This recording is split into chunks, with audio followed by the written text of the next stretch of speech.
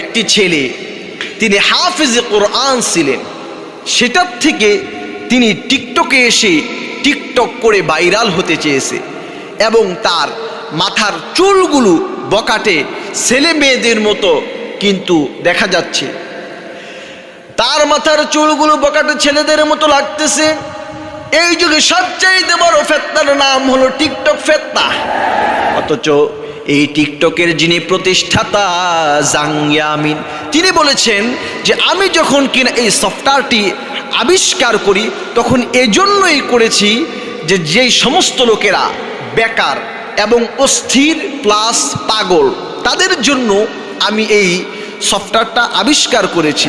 কিন্তু জাং ইয়ামিন বলেন যে দুঃখ স্বরূপ বলতে হচ্ছে যে সারা পৃথিবীতে এই সফটওয়্যার ইউজ করছে আপনার ভারতের লোকেরা।